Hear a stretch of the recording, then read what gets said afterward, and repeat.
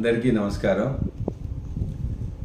నేను అనుకోకుండా ఈ నెల 11వ తారీఖున బాత్రూంలో జారిపడడం, ఆ తదనంతరం జరిగిన మేజర్ ఆపరేషన్లో 4 గంటలు ఆపరేషన్ చేయడం జరిగింది. ఆ ఆపరేషన్ చేసిన తర్వాత ఆ మొదటి గండం నుంచి వెళ్ళి గట్టెక్కడం జరిగింది. దాదాపుగా మీ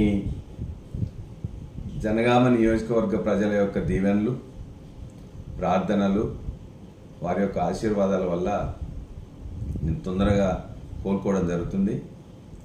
అదేవిధంగా నా బంధుమిత్రులు, మన పార్టీ నాయకులు, కార్యకర్తలు చాలామంది ఇక్కడికి రావాలని చెప్పేసి ప్రయత్నం చేశారు. వాళ్ళందరినీ కలవలేకపోయాను. అందరికీ నమస్కారం.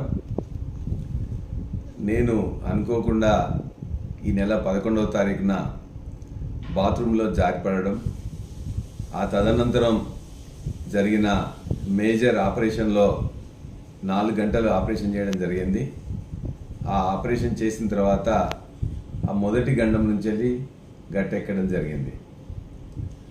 దాదాపుగా మీ